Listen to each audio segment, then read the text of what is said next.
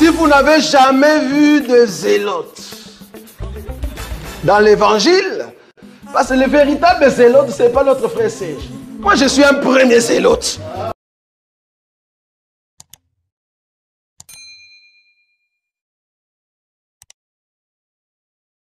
Alléluia. Amen. Que le Seigneur vous bénisse.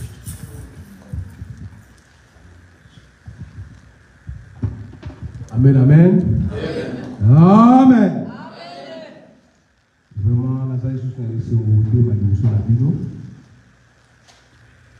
je suis dans la joie de se lever au devant de vous aujourd'hui. Il y a cela une semaine qu'on ne s'est pas vu. Et le Seigneur nous a fait grâce de se voir encore aujourd'hui. Je suis dans la joie de voir les enfants de Dieu en se débarrassant de tous leurs occupations, de tout ce qui était important pour eux, et de venir à la présence de Dieu. Que le Seigneur vous bénisse. Que le Seigneur vous bénisse.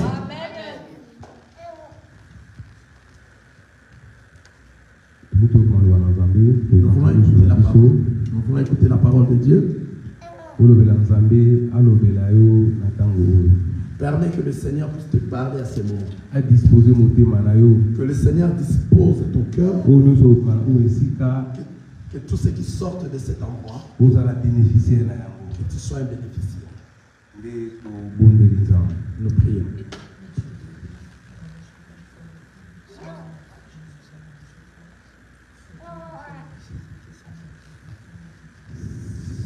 Seigneur notre Dieu, nous te disons merci, nous te bénissons parce que toi tu es le comparable, Père notre Dieu.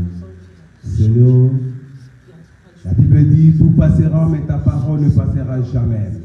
Et à ce moment, Père notre Dieu, tes enfants, ils ont tout abandonné, ils sont approchés près de toi, Seigneur, pour écouter.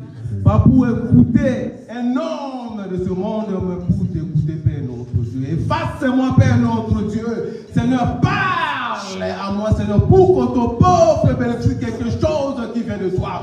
Seigneur, si tu me laisses à moi de parler, Père notre Dieu, je vais transmettre la mort. Mais quitte à toi de parler pour que ton peuple bénéficie quelque chose. Tant que toi, tu es Dieu, toi Jésus. Agis, manifeste-toi, conduis-le du début jusqu'à la fin. Par le nom de Jésus, et nous disons Amen. Amen. Amen. Amen. Oui, les bien-aimés, cet après-midi. Bien-aimé, je voudrais te dire que tu as fait un bon choix cet après-midi. Cet après-midi. Tu as vraiment fait un très bon choix cet après-midi. Ne regarde ni à gauche ni à droite, regarde-toi toi-même.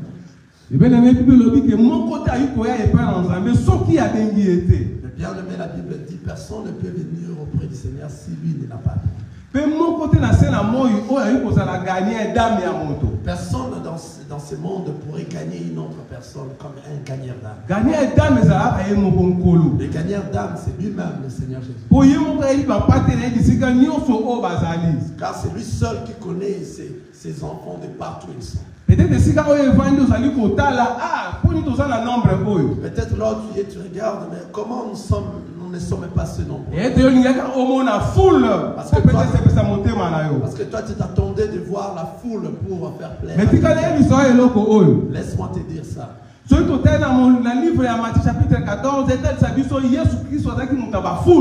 nous voyons dans le livre de Matthieu chapitre 14, on nous dit que Jésus-Christ était un homme de foule. Dans son parcours sur la terre, partout il partait, il n'y a que des foules qui les poursuivaient. Un jour, les foules les poursuivaient. Le Seigneur les a prêchés. Il a guéri les malades. Mais il y a eu un temps, les temps qui étaient dépassés. Et c'était vers le soir.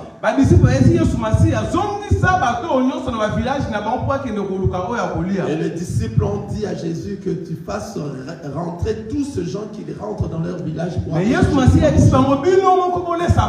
le Seigneur les a dit vous-même donnez-leur. puis 2 poissons. Le disciple ont dit à Jésus, ici nous avions que 5 pains et 2 poissons. Et puis Jésus a dit, boya na yango awa. Et Jésus a dit, amenez ça. Après avoir Yesu kosambela lipa wana na mbisi wana. Après avoir que Jésus pria pour ce pain et ces poissons, il donna à ses disciples. Et la Bible dit qu'ils ont mangé ça.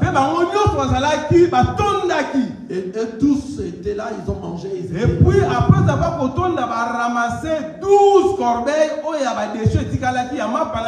après avoir mangé et rassasié, les apôtres ont ramassé les 12 corbeilles qui étaient.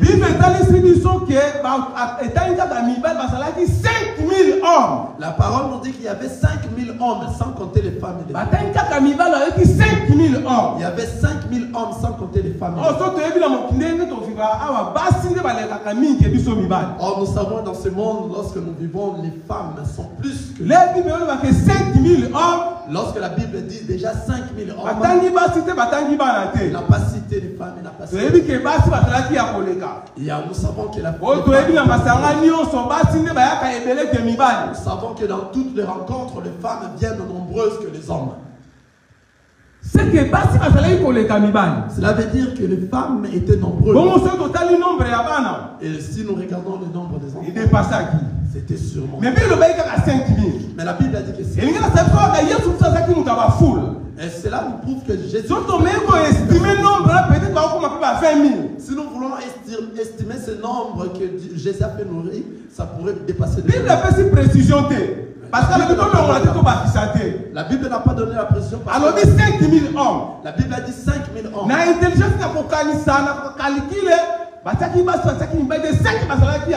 Dans nos pensées, avec nos calculs, ils n'ont pas mis de femmes. C'est pour cela que nous estimons. Parce que c'est ce que nous disons. Pourquoi les gens la foule poursuivait Jésus parce qu'ils savaient qu'ils vont manger. Et c'était un homme de miracle. Mais le jour où l'église, naissance à l'église, imaginez-vous le jour de la naissance de l'église. Il y a 5000 hommes sans compter les femmes, sans compter les enfants. Il y a eu 5000 hommes sans compter les femmes. Mais mon collègue qui a naissance à l'église le jour de la Pentecôte, le jour de la naissance de l'église, il s'est retrouvé avec les 120 personnes au Babanda qui se sont retrouvés que 120 personnes. Voilà tout le monde dans le livre Actes chapitre 1 verset 15. Dans le livre des Actes, la naissance de l'église. Le verset 15. Le nombre est à 120. Ils étaient au nombre de 120. Alors les 5000 hommes ont dit à ma part. Alors les 5000 le multiple de gens qui poursuivaient où étaient-ils?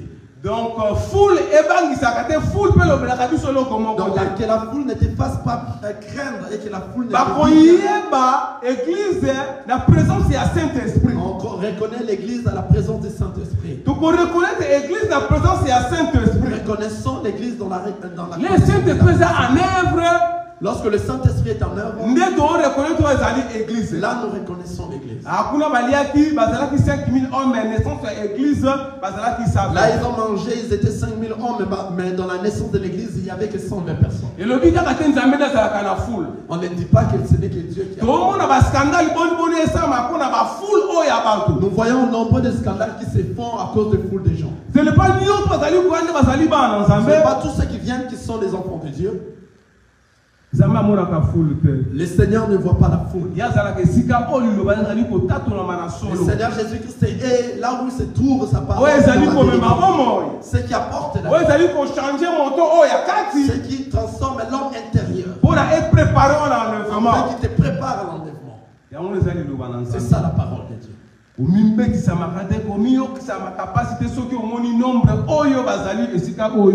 te dérange surtout pas à tout moment si tu vois le nombre qui est là où tu es. Mais ce qui est important,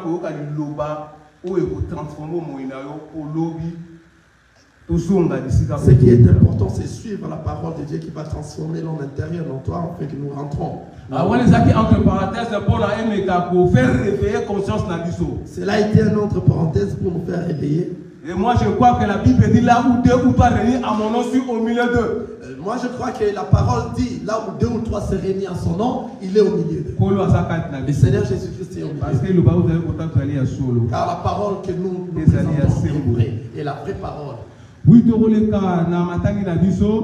allons passer à notre lecture.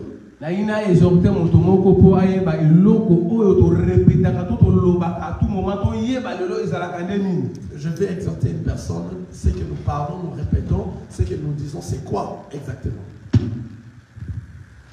Oui, les bien-aimés, nous allons lire nos passages bibliques. Nous connaissons mieux ces passages bibliques. Et comment la récitation actuellement, c'est comme de la récitation dans nos bouches. Donc, Psaume 23, nous allons marcher sur le livre de Psaume, le chapitre 23, du 1er jusqu'au 6e.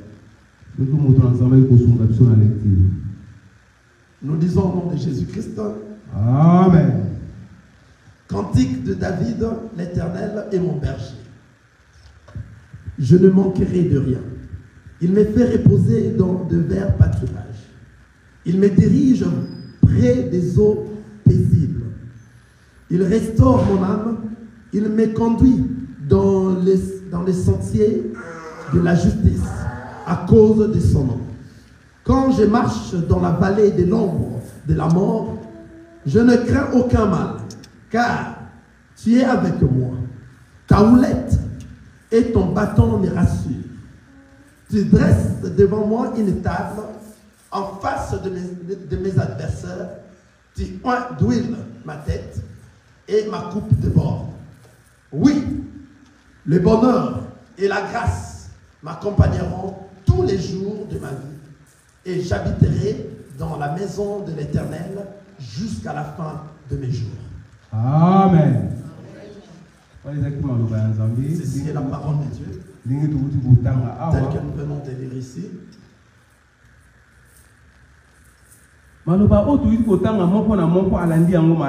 Ces paroles que nous venons de lire, chacun de nous a bien suivi cela.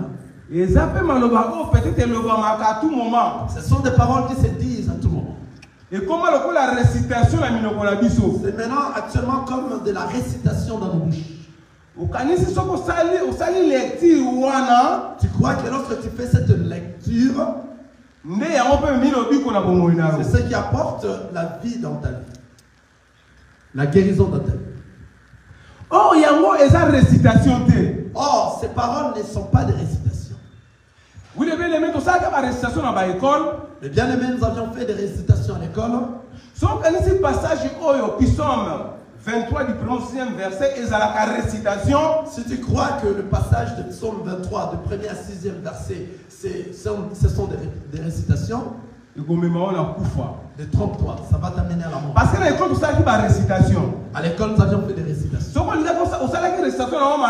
Peut-être le corbeau, le renard, ou la cigare et la fourmi à l'école, aux oies qui permettre de passer classe. Des récitations que vous avez fait à l'école, peut-être le corbeau, le renard, la fourmi et la cigale, c'était des récitations mémorisantes pour que tu passes des classes. Et ça qui bien au réciter qui ont malin, on peut passer qui au point au passage qui classe. Tu les as vraiment bien récités, ça t'a donné des points pour te permettre à placer d'une classe à l'autre. Voilà vraiment madame. Là c'était bien. Mais Psaume 23 est sa récitation. Mais Psaume 23 ce n'est pas la réputation. Je me souviens de Congo, je me souviens lorsque nous étions au Congo. Pasteur au Kamba église. Le pasteur qui conduisait l'église a obligé à moi mon bimba. Après avoir prêché, la souka ya culte est venu nous sauver to comment il faut réciter Psaume 23 du premier verset jusqu'au pendant tout un mois. Il nous a obligés tout un mois après le culte. À chaque fois que le culte finisse, nous devons réciter Psaume 23 du 1er au 6e verset chaque jour de ce mois, tout un mois. Donc vous allez comprendre, vous allez comme ça la répétition, là, l'Éternel est mon berger, je ne manquerai de rien.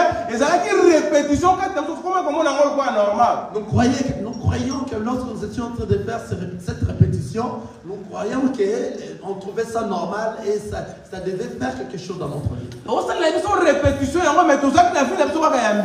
faisait des répétitions sur Psaume 23, mais nous étions restés dans nos anciens. On croyait que la répétition que nous étions en train de faire, c'était en train de nous protéger.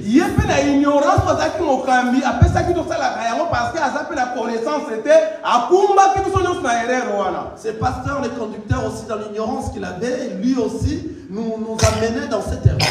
Lui aussi croyait que c'était une simple récitation qu'il faisait à l'école et c'est de la même manière qu'il l'a ramené à l'église. Oh, ceci, c'est la vie.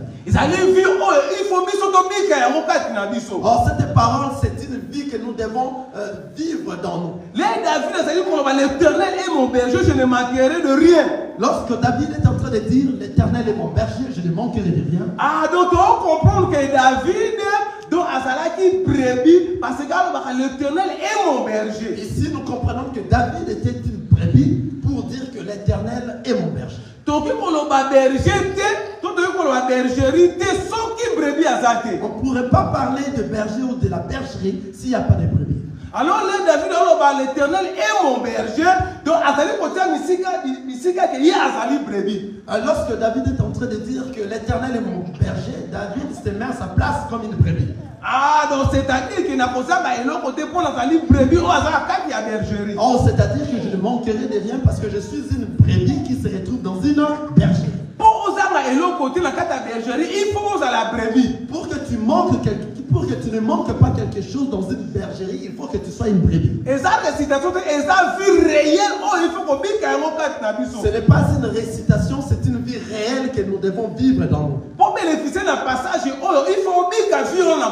pour que tu bénéficies de ces passages, tu dois réellement vivre cette vie. Que tu sois réellement une vraie brebis dans une bergerie. L'homme selon mon cœur. C'est pour cela David était en train de se frapper le cœur en se disant, la poitrine en se disant, et que le Seigneur a dit, le Seigneur l'appelait l'homme selon mon cœur. Il était sûr de Dieu qu'il servait. L'Éternel est mon berger, je ne manquerai de rien. C'est pour cela il a dit, l'Éternel est mon berger, je ne manquerai de rien. Il faut donc comprendre le brebis pour c'est pour cela que nous devons comprendre d'abord une brebis, c'est qui une brebis, c'est quoi une brebis. Le berger, si nous savons que c'est le Seigneur, c'est lui qui garde le berger. C'est quoi ces brebis? C'est pour cela si nous voyons dans le livre. Dans le livre, il y a Jean chapitre 10, du 3e au 5e verset. Et dans le livre de Jean chapitre 10, du 5e. Non, Jean chapitre 10, du 3e verset, 5e verset. Jean chapitre 10, du 3e verset au 4e, au 5e verset. Nous lisons au nom de Jésus. Amen. Les portiers lui ouvrent et le brebis entend sa voix. Il appelle par leur nom le brebis qui lui appartiennent et il le conduit dehors. Lorsqu'il a fait sortir toutes ses propres brebis, il marche devant elles et les brebis les suivent parce qu'elles connaissent sa voix. Elles ne suivront point un étranger, mais elles fuiront loin de lui parce qu'elles ne connaissent pas la voix de l'étranger. La parole du Seigneur. Amen. Et ce que tu te souviens d'un passage, c'est une caractéristique qu'il y a brebis. Si nous nous souvenons de ces passages, cela nous montre les caractéristiques d'une brebis. Pour que tu sois une brebis, le caractéristique d'un brebis. Sauf que nous allons comprendre l'enseignement, l'homme de Dieu a tel ça qui dit si nous pensons sur l'enseignement que l'homme de Dieu a parlé de nous ici, sur une brebis, un animal sage et très intelligent. Il nous a montré que une brebis c'est un animal sage et très intelligent. Sagesse et intelligence, sa sagesse et son intelligence, d'où provient cela? Donc il était Jean chapitre 10, c'est l'homme de Dieu qui caractéristique de ya brebis. Tel que la Bible vient de nous montrer dans Jean chapitre 10, les caractéristiques d'une brebis, c'est un animal très intelligent qui ne suit que la voix et écoute la voix de son maître. Il n'écoute pas la voix d'une autre personne. Si la voix est la voix d'un étranger, il va fuir loin parce qu'il ne reconnaît pas cette voix. Parce qu'une brebis connaît la voix de son maître. Cette voix, c'est quoi? La voix en question, c'est la parole du Seigneur Jésus-Christ. À quoi nous sommes ici?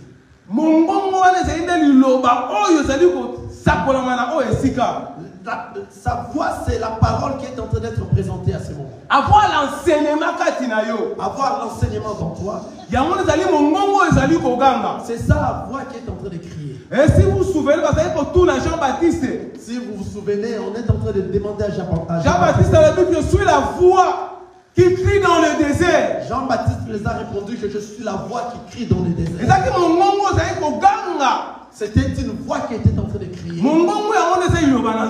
La voix, c'est ça la parole de Dieu. La voix, c'est la parole de Dieu qui va nous faire conduire à la manière que nous devons se conduire. Une brebis qui est dans une bergerie qui n'écoute pas la voix, ce n'est pas une brebis. Peut-être tu es un bouc. Tu n'es pas dans une brebis. Tu n'es pas dans une bergerie. Parce que Bible dit que je connais mes brebis et mes brebis me reconnaissent par ma voix et me suivent. La Bible nous fait voir que Jésus dit je connais mes brebis et mes brebis me reconnaissent par ma voix et me suivent. Ce ne sont que de brebis qui peuvent reconnaître la voix de leur maître. La voix de leur maître, c'est le Seigneur. Le nom de Jésus, la Bible nous dit, c'est la parole. Le nom de Jésus-Christ, la parole nous dit, c'est la parole de Dieu. C'est ça, c'est cette parole qui crie. Mais si tu n'as pas ces caractéristiques dans toi, tu n'es pas une brebis. Même si tu fais des récitations de l'Éternel est mon berger, tu ne resteras jamais être une brebis. Ça va rester une récitation, mais il n'y aura pas d'effet dans ta vie. Tu seras toujours exposé auprès de l'ennemi et l'ennemi pourra tout faire dans ta vie. Parce que tu n'as aucune protection. Pour que tu aies une protection, il faut que tu sois une brebis qui se retrouve dans une. Là où le Seigneur Jésus-Christ est. Là où le Seigneur Jésus-Christ est. À ce moment que tu seras protégé.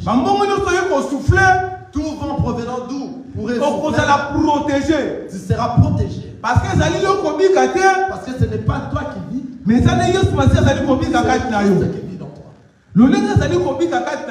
De la même manière qu'il vit dans toi. C'est à ce moment qu'il prendra soin de toi. Oui, moi et toi, nous sommes des brebis. Notre frère David l'Éternel est mon berger, je ne manquerai rien. Lorsque notre frère David est en train de dire le Seigneur est mon berger, je ne manquerai de rien, il se savait de qui il est. Est-ce que tu te tapes la poitrine en te disant que moi réellement je suis une brebis et je me retrouve dans une bergerie? Si tu es une brebis dans une bergerie, il faut tu dois marcher conformément à la parole. Ce n'est pas de toi qui va vivre, c'est le Christ qui vit dans toi.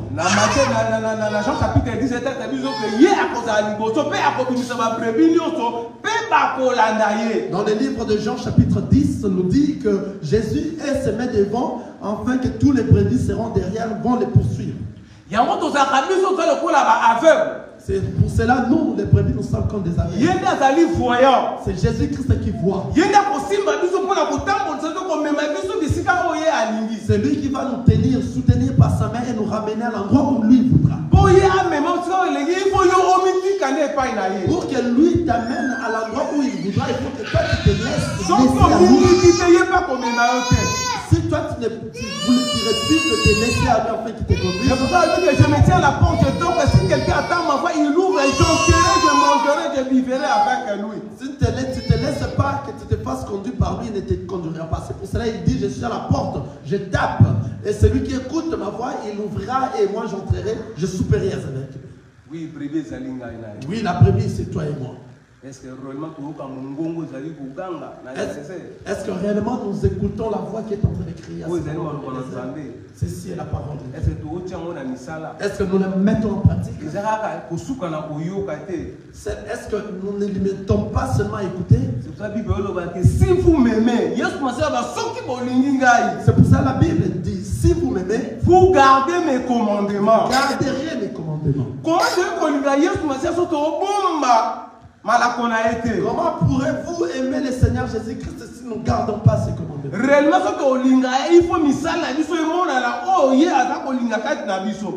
si nous aimons le Seigneur Jésus-Christ, il faut que ses œuvres se manifestent de ce qu'il aime que nous soyons. Vous allez brebis. Tu es une brebis qui est marché près des eaux paisibles. Ce n'est qu'une brebis qui aura le vert pâturage. Tant que vous allez brebis,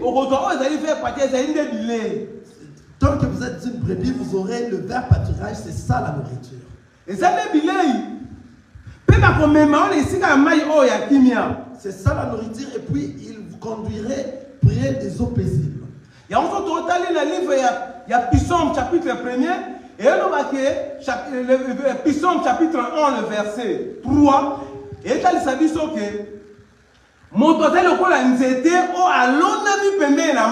c'est pour ça, lorsque nous prenons le livre de Psaume, le verset 3, nous dit que l'homme est comme un arbre planté près des eaux.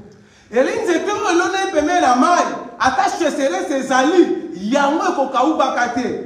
est comme un arbre planté près des eaux paisibles, même s'il arrivait de la sécheresse,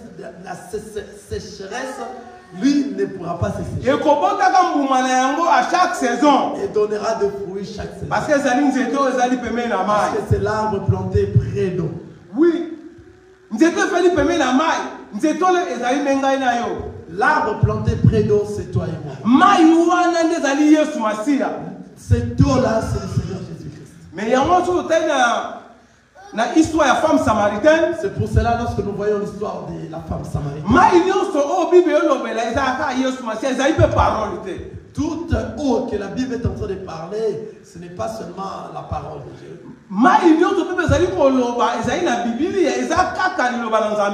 Toute eau que la parole est en train de parler, qui se retrouve dans la Bible, ce n'est pas toujours la parole de Dieu. Mais dans l'histoire de la femme samaritaine, mais nous allons voir l'histoire de la femme samaritaine.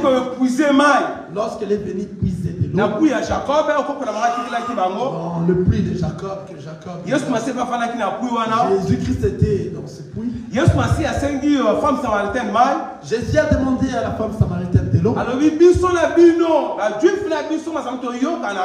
La femme samaritaine répondant que nous, les Juifs et vous, on ne s'attend pas. Comment se fait-il que comment fait-il que je puisse te donner de l'eau?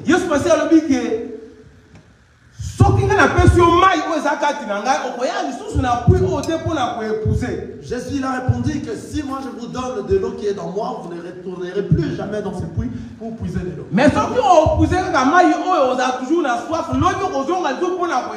Mais si vous puisez cette eau, vous aurez toujours soif et vous allez revenir encore des mêmes. Alors femme samaritaine alors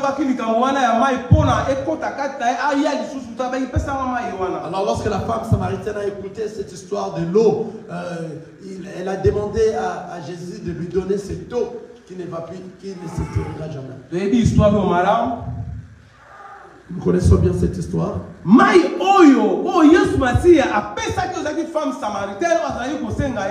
De l'eau que Jésus-Christ a donné à la femme samaritaine.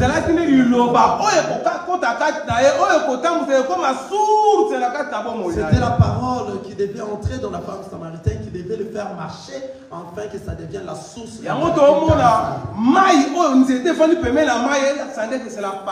C'est pour cela que nous voyons de l'eau sur laquelle l'arbre est planté près de cette eau, c'est la parole de Dieu. Si nous avons de l'eau qui est la parole dans nous, on peut pas être. Nous devons toujours donner de chaque saison. Le feuillet de nos arbres ne vont pas sécher. Parce que c'est l'arbre planté près. C'est-à-dire que plante nous devons avoir la parole de Dieu à nous. Dans cette plante, on devait avoir la parole. Il faut avoir enseignement. Cette plante nous aider à marcher ici dans la terre. Que nous la mettons en pratique. Afin que nous appartenons dans la bergerie. Afin que nous soyons des brebis. Que nous allons taper nos et que ce qui est écrit. Mais si la parole n'est pas dans nous, nous serons toujours très loin. Nous ne serons pas dans la bergerie. Toujours exposés. Nous serons toujours exposés. Dans tout vent provenant de l'ouest qui pourra nous taquer. Parce qu'on n'a pas de protection. Nous avions crié que psaume 23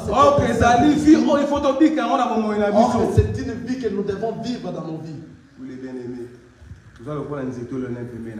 Oui, mon bien-aimé, vous êtes comme l'arbre planté près des eaux. Es-tu l'arbre planté près des eaux? Est-ce que la parole est dans toi? Est-ce que la parole est en train de donner? Parce qu'on reconnaît l'arbre par ses fruits. Parce que nous reconnaissons l'arbre par ses fruits. L'arbre de manguier ne peut pas donner des avocats. Quand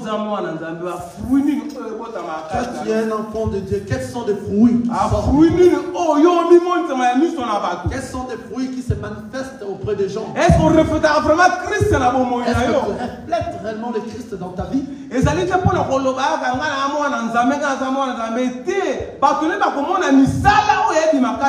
pas se dire que moi je suis enfant de Dieu, moi je le suis. Non, ce sont des gens qui verront des fruits dans toi. C'est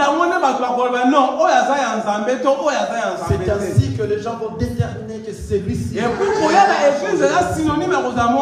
Venir à l'église, ce n'est pas synonyme d'être un enfant. Être un enfant de Dieu, c'est marcher à la mise en pratique la parole du Seigneur. Les endroits où toi tu pars réellement, tu reflètes l'image d'un enfant de Dieu. Ce n'est pas par tes paroles. C'est par rapport à tes comportements que le monde voit.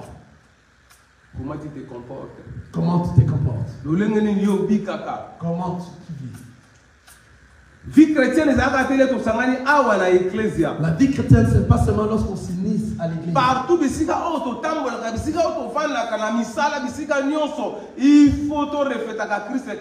partout là où nous partons, de partout nous sommes, là où nous sommes, nous devons refléter le Christ dans nous. Parce que nous tous, lorsque nous venons à l'église, nous venons avec l'apparence comme si nous étions des comme si nous étions des saints. Mais en sortant de la porte, vraiment identité la nos vraies identités, comportement la nos comportements reviennent. Est-ce que quels sont les fruits que ton arbre est en train de donner?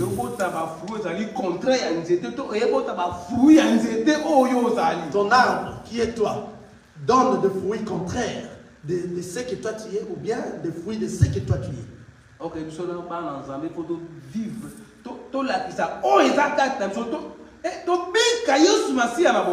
Nous, les enfants de Dieu, nous devons prouver et montrer réellement ce qui est dans nous, le Seigneur Jésus-Christ qui vit dans nous. Dans le vrai. Et que nous soyons restés dans le vrai. Et la fausseté reste loin de nous. C'est ainsi que nous allons voir la main du Seigneur. Nous allons lire le verset 3, Psaume chapitre 23. Le verset 3. Il restaure mon âme, il me conduit dans les sentiers de la justice à cause de son nom. Verset 3 dit qu'il restaure mon âme, il me conduit dans les sentiers de la justice à cause de son nom. Wana kaka nde brebi oyo David azali koloba, azali komiti à la place wana, ye azali brebis. C'est toujours cette brebis que David est en train de se dire et il se met à cette place que lui, c'est une brebis. Ye azali ko restaurer âme na ngai. C'est lui qui est en train de restaurer mon âme. Azali ko restaurer mon âme na maloba na Nzambe. C'est lui, le Seigneur, qui est en train de restaurer cette âme par la parole de Dieu. Quand la Bible dit l'âme qui pêche et l'âme mourra. Car la parole de Dieu nous dit l'âme qui pêche, c'est l'âme qui meurt. Or l'âme est restaurée par la parole de Dieu. Il me conduit dans le sentier de la justice. La parole conduit dans les chantiers de la justice. Chantier de la justice des animés. C'est quoi les chantiers de la justice? Lorsque David est en train de nous montrer ici, chantier de la justice, c'est tout comme un livre. Il y a Psaume chapitre 19, le verset 105. Chantier de la justice, nous voyons dans les livres de Psaume chapitre 19, le Psaume 119, le verset 105. Psaume 119, le verset 105. Comment la chantier de la justice? Psaume 119, le verset 105. Nous allons voir les sentiers de la justice. Nous disons au nom de Jésus-Christ. Ta parole est une lampe à mes pieds et une lumière sur mon sentier. Amen. Alors, que ce soit chanter de la justice, alors que la parole c'est une lampe à mes pieds. La parole est une lampe à mes pieds. Est une lumière. La Bible nous dit la parole est une lampe à mes pieds, c'est une lumière qui m'amène dans le sentier. Qui me conduit dans les sentiers. C'est la lumière qui me pousse à être conduit pour mon anzela malade. C'est la lumière qui me fait conduire afin que je voie bien le chemin. Il me conduit dans le sentier de la justice à cause de son nom. La Bible nous dit il me conduit dans le sentier de la justice à cause de son nom. Chanter de la justice, c'est une lampe et la lumière. Chanter de la justice, la Bible nous dit que c'est une lampe et la lumière. La parole, c'est une lampe à mes pieds. Donc la parole, c'est une lampe à mes pieds. C'est une lumière dans mon chemin. Donc c'est cette parole qui est la lampe et c'est une aussi lumière dans mon chemin. Par là, nous devons comprendre. C'est par là que nous allons comprendre. La parole, c'est une lampe. Lorsqu'on dit que la parole est comme la lampe, tu peux avoir la lampe dans tes mains. S'il n'y a pas de la lumière dans cette lampe, tu ne verras pas le chemin. Il faut lampe et la lumière pour permettre il faut que la lampe ait la lumière à l'intérieur afin que toi tu vois le chemin. C'est la lampe, c'est la parole. Lorsque la Bible nous fait voir la lampe, c'est la parole. Les écritures noir sur blanc, comme on vient de lire comme ça, noir sur blanc. Les écritures noir sur blanc. Or que la Bible dit, les écritures tuent. Or la parole nous dit, les écritures tuent. Mais c'est l'esprit qui vivifie. Mais c'est l'esprit qui vivifie. Alors on dit que la lampe, l'écriture c'est une lampe. Les écritures, comme la parole dit que les écritures c'est une lampe. Ce qui m'a commis, on va interpréter en côté au commun. Si ces écrits ne sont pas interprétés, tu ne sauras pas voir. Lumière au Bible, interprétation y a ma commis. La lumière que la Bible est en train de dire, c'est les interprétations de la parole de Dieu. Ce qui m'a commis est interprété. Si les écrits sont interprétés, parce que Yesu Massi avant du il m'a commis. Parce que le Seigneur Jésus-Christ se repose dans les. Parce que la Bible dit que toute écriture parle de moi. La parole nous dit que toute écriture parle que de Jésus. Donc il y a sa carte dans ma commune. Donc le Seigneur Jésus-Christ est dans. Il faut découvrir Yesu Massi à carte dans ma commune. Il faut découvrir le Seigneur Jésus-Christ. Pour faire sa liberté à bon moment. Pour donner la vie. Sauf qu'il a maté alors il dit Yesu Massi à terre. Si dans tes enseignements tu ne reçois pas les sache que tu n'as pas de tu as partagé. Tu pousses cette famille dans la mort. Mais si tu ressors le Seigneur Jésus, c'est ainsi que tu fais. C'est comme la lampe qui contient la lumière pour nous faire conduire. C'est ça la parole de Dieu. La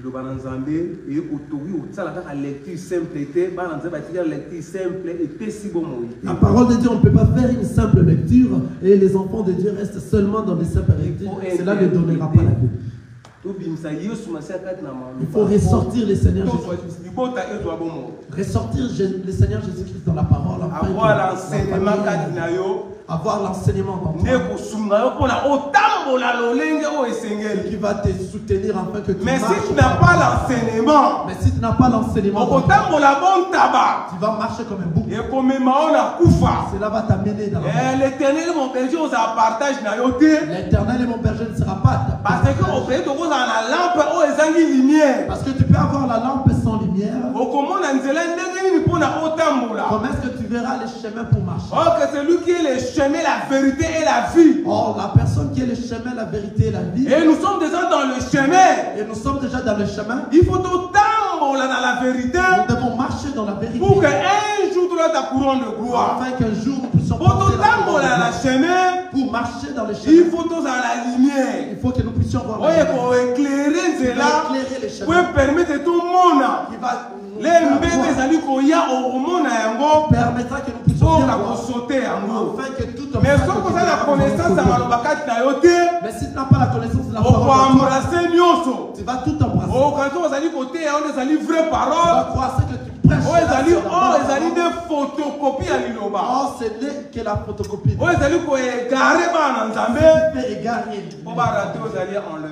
Enfin que les enfants de Dieu. Mais si nous avons la connaissance de la parole, mais si nous avons la connaissance de la parole, nos oreilles vont s'ouvrir et nos yeux vont voir ce qui se passe.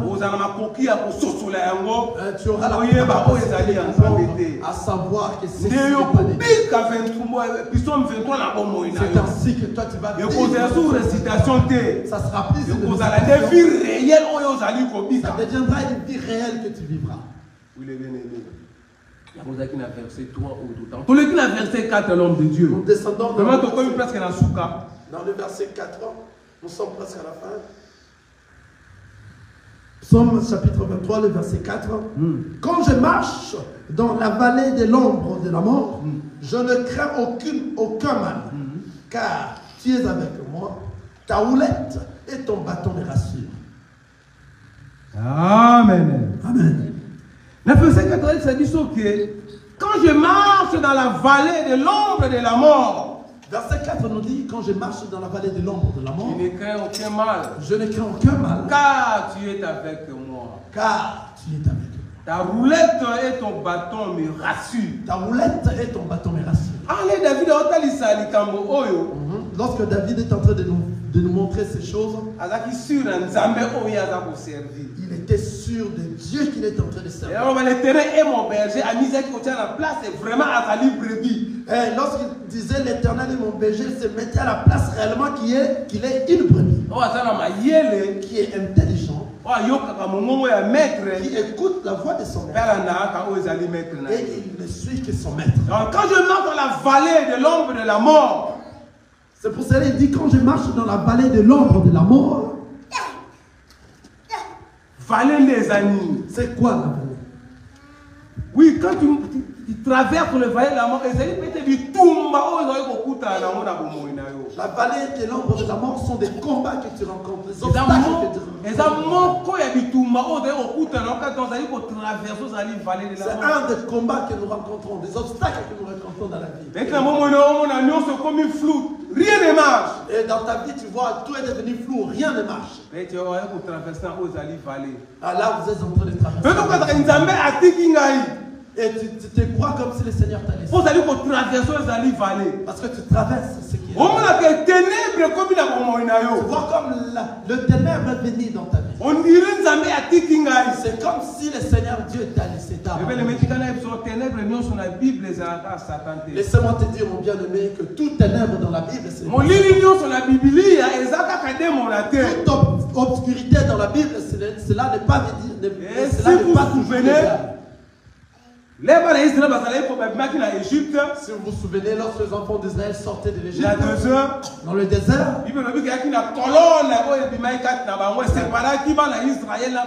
la Bible nous dit qu'il y a eu une colonne qui sortait entre eux, qui ont séparé les enfants. Ces colonnes étaient une seule colonne, mais qui avait deux faces, double face. Ça donnait du ténèbre dans le camp des adversaires. Pendant la nuit, ils ont fait sa lumière.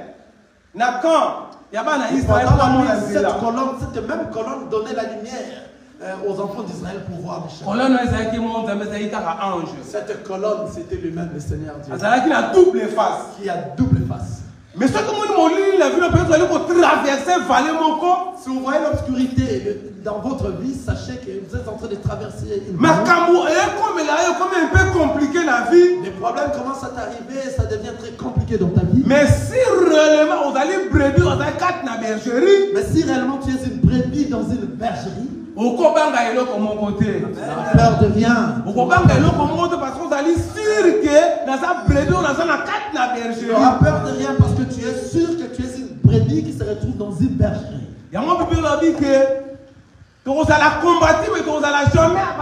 C'est pour ça que la Bible nous dit que nous serons combattus mais jamais abattus. Et le malin atteint souvent le juste, mais le Seigneur la délivre toujours. Et le malin doit atteindre souvent le juste. Mais si toi tu crois que tu es dans la justice, mais si tu crois que tu es dans la justice, tu marches dans la vérité. Tu as la vérité dans toi. Même si les choses sont devenues noires, même si tu es devenu noir, même si rien ne marche, sachez que le Seigneur Jésus-Christ tu ne fais que traverser une vallée. Tu ne fais que traverser une vallée. Après cette vallée, il y a la montagne. C'est pour ça que nous avons dit David. Entre les deux montagnes, nous voyons la vallée, c'est entre les deux montagnes. Le montagne et la vallée se retrouvent en bas. Nous avons vu ça dans le combat de David et voilà l'histoire d'Israël à 1 Samuel chapitre 17. Dans l'histoire de 1 Samuel chapitre 17, l'histoire de David et Goliath.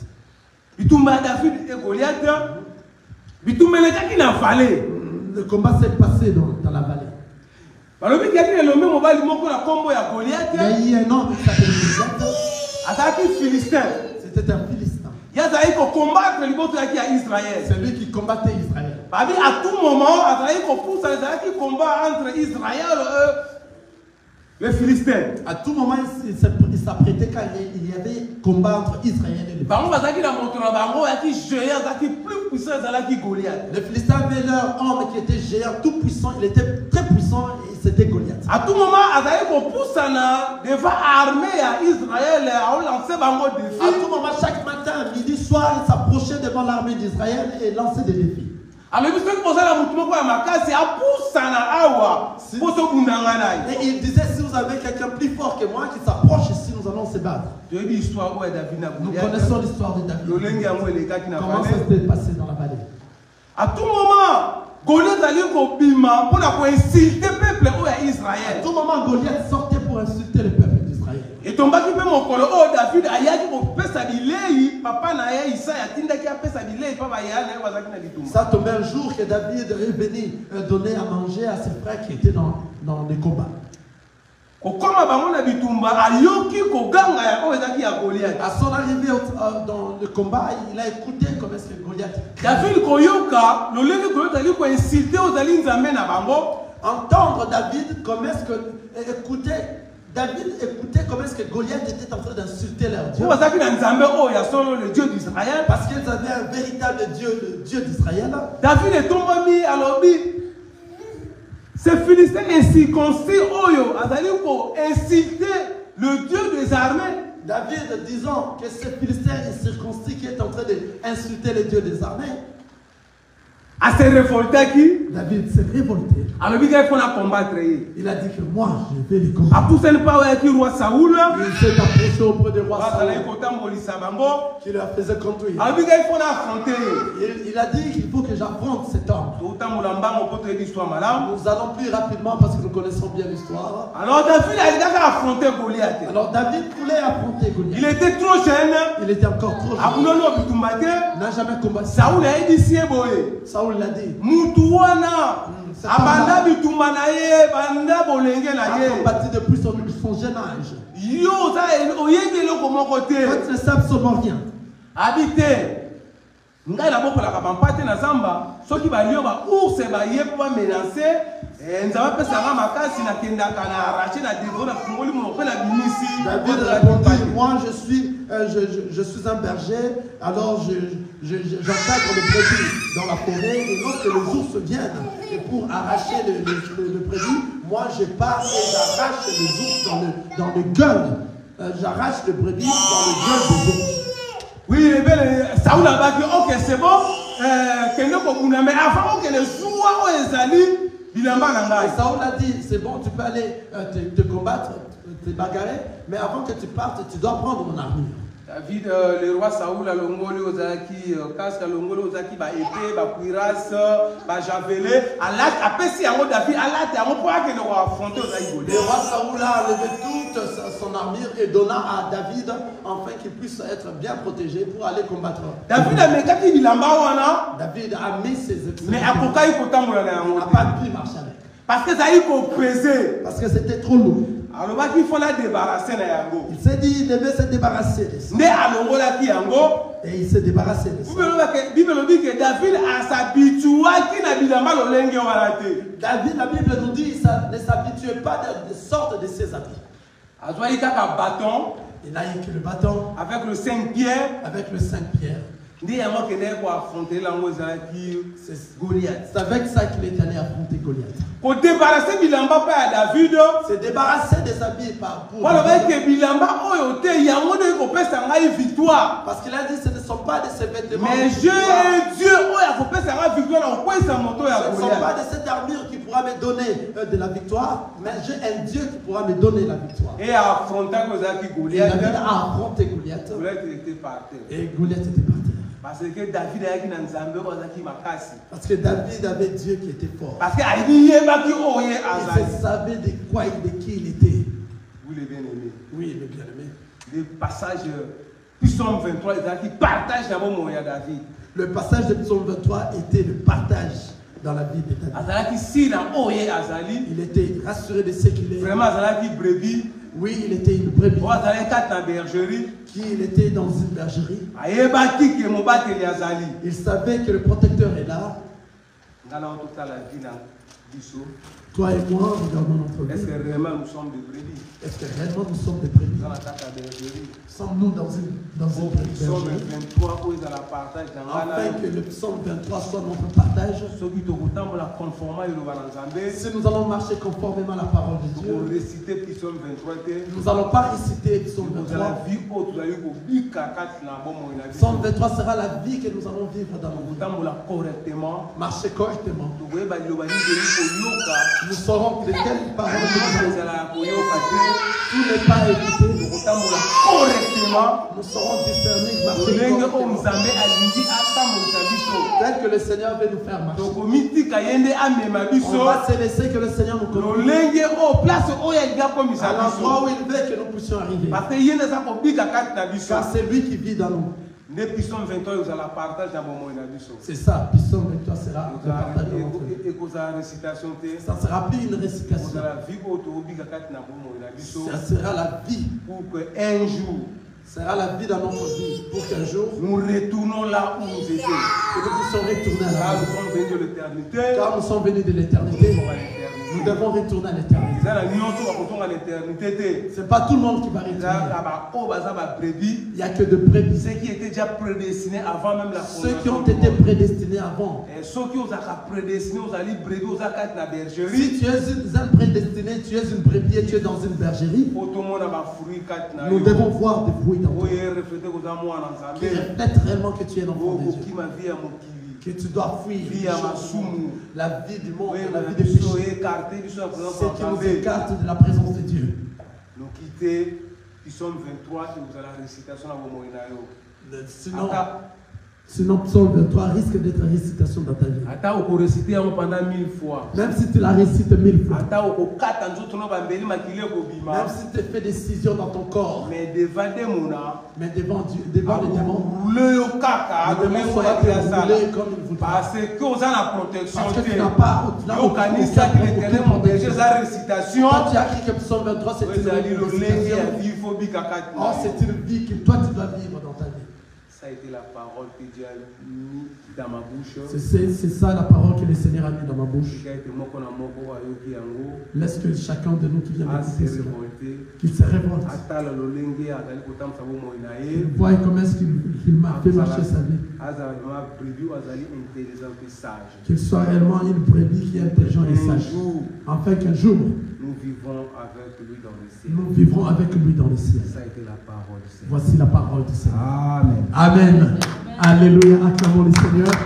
Acclamons le roi des rois. Alléluia. Acclamons le Seigneur, qui est tout puissant. Que le Seigneur vous bénisse. Alléluia.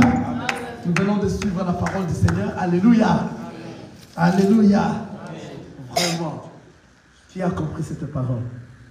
Alléluia. Le Seigneur nous a parlé que nous sommes dans la vallée. Celui qui est dans la vallée, il est dans l'obscurité. Or, toute obscurité n'est pas le diable. Alléluia. Amen. Car le Seigneur Dieu lui-même, lors les enfants d'Israël sortaient de l'Égypte, lui-même a mis la colonne de feu à l'intérieur. Dans cette colonne, du parti d'Égypte, c'était l'obscurité, mais du parti d'Israël, c'était la lumière. Donc c'est lui qui est la double face. C'est lui-même l'arbre qui a été planté dans le jardin. Quelqu'un se souvient? Amen. Alléluia. Donc si nous poursuivons cette lecture que notre bien-aimé, que le Seigneur vous bénisse, notre frère Chai, si nous poursuivons, c'est après maintenant cet temps de souffrance qu'il y a la victoire. Amen. Amen. Regardez, je vais lire avec vous parce qu'il n'a pas lu ça dans le livre, le même livre, Psaume 23, le chapitre 25, le chapitre 5, le chapitre 4, qui nous dit: quand je marcherai dans la vallée de l'ombre de la mort, je ne crains aucun mal, car tu es avec moi, ta houlette et ton bâton me rassurent. Dans les 5, il nous dit: tu dresses devant moi une table en face de mes adversaires, tu oins d'huile ma tête et ma coupe déborde. Maintenant, à la fin, c'est ça la beauté maintenant de cette parole. À la fin, il nous dit: oui, le bonheur et la grâce m'accompagneront tous les jours de ma vie et j'habiterai dans la maison de l'Éternel jusqu'à la fin de l'Égypte. Vous voyez? C'est-à-dire, nous traversons d'abord une souffrance avant d'arriver et habiter dans la maison de l'Éternel durant toute notre vie. C'est la souffrance que le Seigneur est venu faire sur la terre. Nous-mêmes, nous l'avions vu. Comment est-ce que le Seigneur est venu? Il a marché, on l'a frappé, il est allé sur la croix et il est ressuscité. Ce qui est arrivé à lui va arriver à tout brebis. Alléluia. Tout brebis qui est réellement dans la bergerie. Alléluia. Amen. Vraiment, cette parole, que cela nous soit la bienvenue dans notre vie. À chaque fois maintenant, lorsque toi tu t'es dit: l'Éternel est mon berger, je ne manquerai de rien, il faut d'abord que tu commences à être une brebis dans une bergerie. Si tu n'es pas une brebis dans une bergerie, l'Éternel n'est pas ton berger. Alléluia. L'Éternel n'est pas ton berger. L'Éternel ne pourrait être ton berger que si toi qui es une brebis dans sa bergerie et tu écoutes sa voix, tu reconnais sa voix. Tu ne pars jamais dans la voix d'un inconnu. Alléluia. Si c'est la voix d'un inconnu, tu détectes directement. Pourquoi? Parce que toi, tu as l'intelligence. L'intelligence, c'est de discerner le bien et le mal. Tu sauras quelle est cette voix. Amen. Avant de partir. Alléluia, on se tient debout pour prier, afin que le Seigneur nous donne réellement la force de rester des brebis dans la bergerie de notre Seigneur Jésus-Christ. Là où tu es, tu commences à élever ta voix. Tu demandes la grâce de notre Seigneur Jésus, afin que le Seigneur fasse de toi une brebis dans sa bergerie. Une brebis qui reste dans sa bergerie. Il n'a peur de rien, même s'il arrive dans la vallée de l'ombre de la mort. Il connaît que le Seigneur Jésus est avec lui et rien ne peut le détruire. Élevons nos voix, prions. Alléluia. Seigneur Jésus, le roi, le Tout-Puissant, le Créateur du ciel. Nazakomata nazako matangai, nazako matangai, nga nazako matangai, nazako